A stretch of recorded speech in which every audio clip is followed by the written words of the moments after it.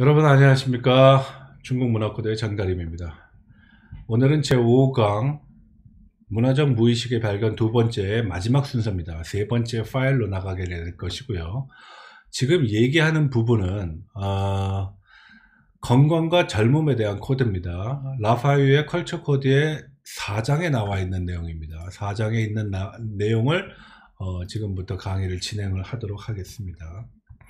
앞서 사랑에 대한, 그리고 비만과 아름다움에 대한, 그리고 미국적 문화 코드를 이제 살펴봤습니다. 마지막으로 오늘 끝 순서는 건강과 젊음에 대한 문화 코드입니다. 비교적 쉽게 얘기할 수 있겠죠. 미국적인 특징이 많이 나타나고 있는 분야이기도 합니다. 여러분들은 건강을 뭐라고 생각하십니까? 건강은 움직이는 것입니까? 아니면 잘 먹는 것입니까? 아니면 잘 쉬고 가만히 있는 것입니까? 아마 일반적으로 여러분들이 생각하는 건강은 적어도 아시아적인 문화, 우리적인 문화에 의하면 잘 먹는 게 먼저 나올 겁니다. 운동을 먼저 하려면 뭐 배가 고픈데 뭐 좀 먹고 해야지 라고 얘기를 할 겁니다. 금강산도 식후경 뭐 하면서 말이죠. 그래서 우리는 일반적으로 어버이날이나 부모님의 생신에 홍삼이라든지 뭐 영양제라든지 몸에 좋은 것을 사드리거나 아니면은 초대를 하는 것이 일반적이죠. 왜? 건강이라는 것은 일단 잘 먹는 것으로부터, 영양가가 좋은 것으로부터 시작된다는 겁니다. 근데 대체로 서양의 건강이라는 개념은 움직이는 것입니다. 서양 사람들은 가만히 있는 것은 곧 죽음이다. 아까 전에 얘기했었죠. 명상을 하거나 절에 들어가서 뭐 템플 스테이를 하면 서양 사람들은 이건 낙오되는 거다. 그래서 과거에 서양에서는 명상이 그렇게 각광받지 못했습니다.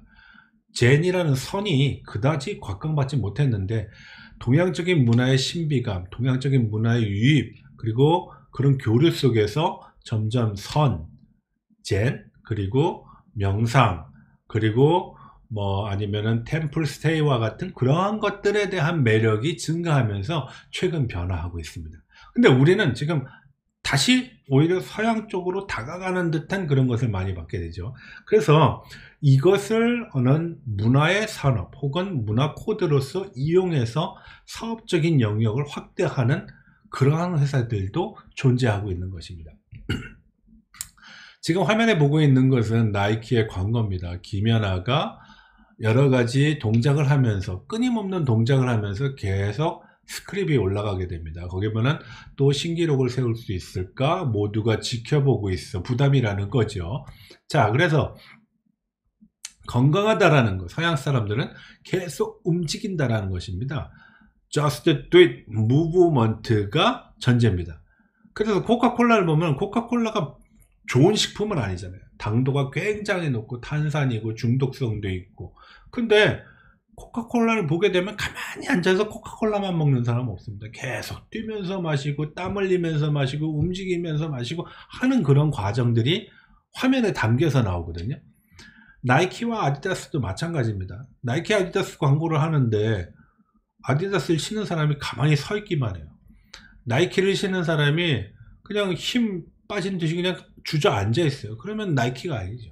그러면 아디다스가 아니죠. 그래서 건강이라는 것은 움직임과 연동시켜서 보는 것이 서구적인 시각이라고 그러면은 우리네는 보통 좋은 것을 먹는다라는 거죠. 그러니까 예를 들어서 이건 뭐에 좋아 뭐에 좋아. 크릴 오일이 물에 녹으니까 인지질 함량이 어떠니까 그냥 크릴 오일을 합니다. 그리고 다른 채널을 딱 보게 되면은 지금은 찌꾸미철이니까 찌꾸미를 먹어야 돼. 뭐가 많아. 뭐 또 뭐는 칼슘이 많아. 뭐는 또 뭐 영양소 비타민 D가 많아. 크롤렐라가 필요. 그거 다 먹으면 살찌는 겁니다. 네. 그러니까 영양이라는 것을 건강과 연관을 시키는데 그 건강을 만들어주는 것은 항상 다 입으로 들어오는 것이죠. 그리고 장소가 굉장히 중요합니다. 남양으로 살아야지 건강해, 온돌에 몸을 지져야 돼, 뭐 그런 겁니다. 움직이면서 돌아다니라는 얘기는 거의 하지 않습니다. 어느 장소가 좋다, 뭘 먹어야지 좋다, 어떤 환경에 어떤 위치에 있을 때 좋다라고 얘기를 합니다. 이게 특징적인 서양과 동양의 어떤 건강과 젊음에 대한 차이죠. 그래서 우리는 젊다라는 건 젊었을 때 움직일 수 있어. 근데 건강을 젊음이랑 연결했을 때는 움직임이라는 것이 연동이 되지만, 건강과 나이가 연결이 되면은 그땐 영양이라는 걸로, 먹는 것으로서 해결이 된다는 거죠.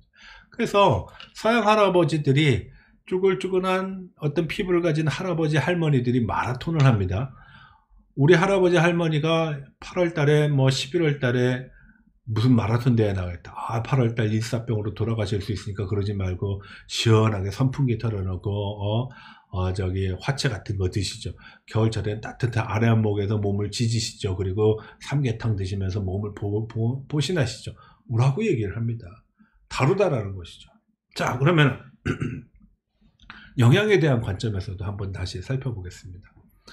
여러분들 한번 보세요. 여름에는 삼계탕을 먹죠. 근데 여름에 냉면을 먹는 사람들도 많습니다. 건강학적으로 보면은 음양오행의 관점에서 보게 되면은 여름에 냉면을 먹는 건 안 좋은 겁니다. 여름은 바깥 기온이 덥고 몸은 36도, 36도보다 더 외부의 기온이 높기 때문에 땀이 나오는 겁니다. 바깥이 더우니까요. 근데 그럼 상대적으로 몸은 어떠냐? 몸은 차갑습니다. 그래서 겨울에 보양식은 다 뜨거운 걸 먹습니다. 삼계탕을 먹고 뭐 보신탕을 먹고 다 따뜻한 거죠. 근데 겨울은 한번 볼게요. 겨울은 몸이 36도고 바깥 기온은 영하입니다. 밖은 차고 몸은 따뜻해요. 온도 차이가 크면 클수록 몸에 해롭다는 것이 동양의 어떤 건강에 대한 의학적인 해석입니다. 그래서 그 온도 편차를 줄여줘야 돼요. 그럼 뭘 먹어야 되죠? 차가운 음식을. 그래서 냉면은 겨울에, 그리고 팥죽 겨울에. 팥도 차가운 거거든요. 그러한 조화를 가지고 굉장히 따지는 것이 동양입니다.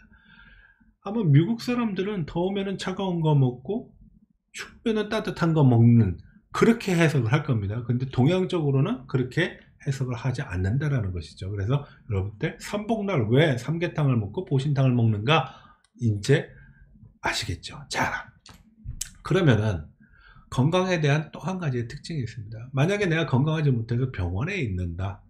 서양 사람들한테 문병을 가면은 그 앉아있는, 누워있는 환자가 문병을 온 사람한테 미안하다는 얘기하지 않습니다. 그들의 가족한테 미안하다는 얘기, 어디 아파 어디 아파. 그럼 가족들은 옆에서 지켜봐주고, 밤이 됐으니까 난 집에 가서 잘게, 너 여기 있어. 병원에서 굳이 매트리스 치고 뭐 바닥에 앉고 의자에 쪼그려 앉고 자지, 그런 거 안 합니다.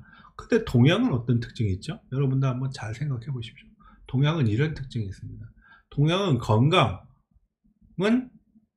책임입니다. 그래서 아버지나 사장이나 아니면 어떤 지휘자가, 지도자가 아프다는 것은 책임을 방기하고 무책임했다라고 해석을 합니다. 그래서 아버지가 아프면 자식들이 와요. 그러면 아버지가 미안하다, 내가 아파서. 자식들도 아프면 아빠 미안해, 아파서 라고 얘기를 합니다. 죄책감으로서 해석을 하는 것이죠. 왜 그럴까요? 아픈 건 내가 아픈데 왜 내가 아프면서까지도 미안하다라고 얘기할까요? 그거는 사회적인 문화 코드가 책임과 건강이 연결이 되어 있기 때문에, 그래서 건강을 해야 된다라는 것은 나의 책임인 것입니다. 그래서 건강을 유지하기 위해서 끊임없이 관심을 가지고 돌봐야 되는데 튀긴 싫어. 그러니까 어떡하죠? 먹죠. 네. 그것이 이제 다르다는 것이죠. 자, 그래서 건강에 관한 이런 문화 코드, 그리고 젊음에 관한 문화 코드가 어떻게 형성되어 있냐? 우린 의사는 아팠을 때 고쳐주는 사람이에요. 우리한테는 구원자, 영웅, 간호사가 돌봐주는 어머니, 이런 문화 코드 없어요. 뭐지요? 굉장한 전문가, 사람의 생명을 다루는 전문가.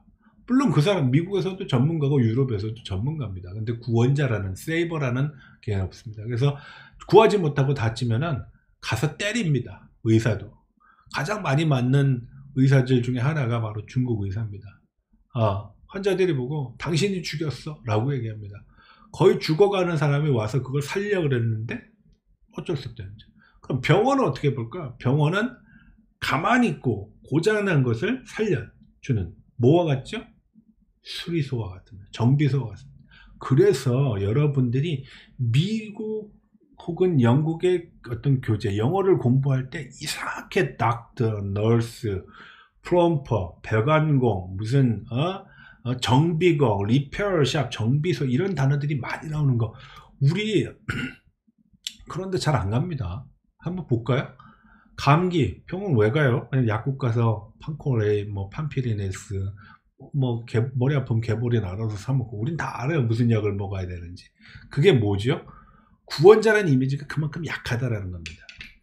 근데 미국은 그렇지 않아요. 나를 구원해 주는 거예요. 내가 돈이 없어서 못 가서 구원을 못 받는 거지. 돈만 있으면 병원 가서 치료받고, 병원은 치료해 주는 곳, 그래서 나를 살려주는 공장 혹은 정비소, 거기 정비해서 나를 살려주는 사람은 정비공, 의사. 그래서 그러한 직업들의 어떤 사회적인 지위가 하나의 이러한 이미지를 갖고 있다는 거예요. 우리는 배관공 우습게 보죠. 야, 그건 무슨 기술 필요해? 이마트 가가지고선 몽키 스패너 하나 가지고선 관 사다가 나사로 대충 조이고 하면 되는 거지. 다 고칩니다. 우리가 전기도 아빠가 고치고 수저는 오빠가 고치고 다 합니다. 그거 구태여 부르지 않습니다. 전문가에 대한 기준이 그만큼 박약하다라는 거예요. 왜? 내가 할 수 있는 부분이라고 판단하는 거니까. 그래서 우리한테는 건강과 어떤 젊음을 그리고 삶을 유지해주는 의사의 이미지가 상대적으로 약하다. 자, 그러면은 이것을 문화 코드의 젊은, 건강, 삶, 죽음 이것을 가장 많이 응용을 해서 사업에 연관시키는 것이 아까 전에는 스포츠 업체라 그랬죠. 또 한 가지 업체가 있습니다. 바로 보험회사입니다. 보험회사, 일반적으로 사람들은 아픈 사람들한테 달려가가지고선 괜찮아? 그러면은 반사적인 신경으로서 반사신경같이 나오는 걸로 응이라는 대답을 먼저 하고요. 안 좋다? 좋다라고 얘기합니다. 근데 보험회사는 이걸 어떻게 판단하냐? 걱정하시지 마십시오. 자동차에 낀 게 있어요. 사고가 나서. 걱정하지 마십시오. 우리의 무슨 보험이 와서 당신을 책임지고 살려낼 겁니다. 그러면 아프면서도 다 죽어갈 것 같으면서도 감사합니다. 그러면은 보험회사는 그거를 이 사람 내가 구해야지 라고 판단한다는 게 아닙니다. 반응을 했어. 그럼 어떻게 하는 거죠? 보험금을 깎습니다. 돈을 덜 주는 거죠. 왜? 살아있으니까, 죽지 않았으니까 내가 물어봤을 때 그런 식으로 판단하는 겁니다. 그러니까 여러분들은 사고가 났을 때 어떻게 되냐? 아무 말도 못하고 눈 돌려 불빛 따라서 눈 가면은 얘는 의식이 있네, 조금 있다가 치료하자. ER, 응급실에서 순위가 뒤로 밀리게 되는 겁니다. 응급이 아닌 것이죠. 응급은 죽음의 직전까지 가는 게 응급이거든요. 그래서 그것을 활용하는 가장 대표적인 사업체가 바로 보험회사입니다. 그래서 여러분들은 괜찮습니까? 네! 하는 순간 그냥 괜찮네, 돈 덜 줘도 되네. 그럼 어떻게 돼? 반응하지 말아야 되는 겁니다. 거의 죽어가는 직전의 모습을 보여줘야 되는 것이죠. 네. 그래서 명확한 대답이 오히려 해가 되는 경우가 있을 수 있다는 거죠. 자, 그래서 결국 젊음에 매료되는 미국은 이유가 뭘까요? 이들이 반항적이고 미지를 개척을 해야 되고 한 번도 안 간 것의 위험을 달성해야 되고 꿈을 품어야지 그 다음날 그것을 이루려고 하는 것이기 때문에 젊다라는 것이 아주 매력적인 상품으로서 작용을. 그래서 미국이 팔고 있는 상당수의 제품들을 가만히 보게 되면 젊은 것, 건강한 것, 움직이는 것, 반항하는 것, 청소년, 미숙한 것, 이런 겁니다. 그래서 아구가 잘 맞지 않아요. 우리가 테슬라 한번 볼까요? 테슬라는 자동차의 완성도는 굉장히 떨어집니다. 기술력은 굉장히 좋을지 몰라도 문짝이 잘 안 맞아요. 근데도 기술력으로서 만회를 하는 거예요. 상품으로 가치는 확 떨어지는 것이죠. 그런데 손 놓고 운전할 수 있어요. 그거 꿈입니다. 자율주행이라는 건 꿈이었어요. 근데 자율주행을 현실화한 거죠. 자동차에 왜 핸들 있습니까? 사람이 그걸 잡아야 되는데 핸들 만들어 놓고 잡지 말라라는 거예요. 그건 미국 사람이니까 가능한 거예요. 왜? 청렴기적 괴짜적인 문화가 존재하기 때문에.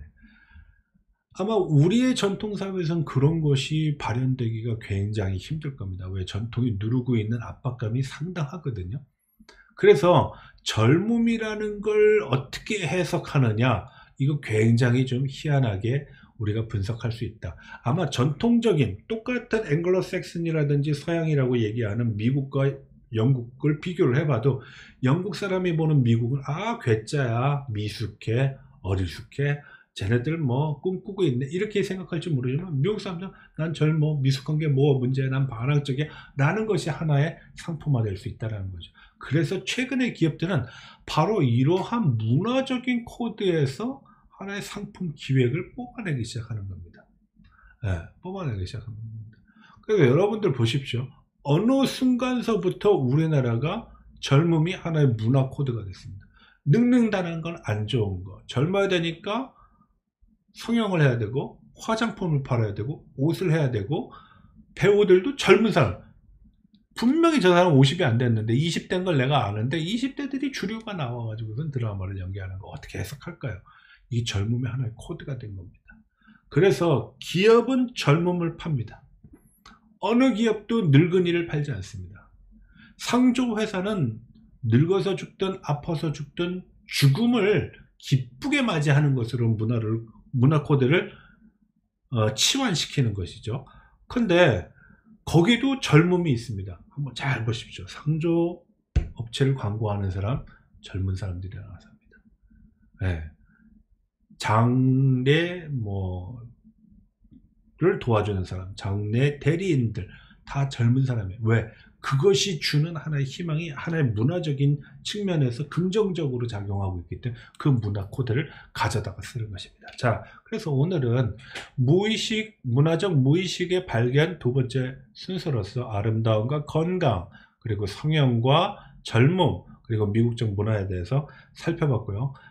이런 내용들은 모두 라파유의 컬처 코드에 있으니까 그 내용을 각 장별로 한 번씩 읽어보고 내용을 잘 파악하시기 바랍니다. 이상입니다. 수고하셨습니다.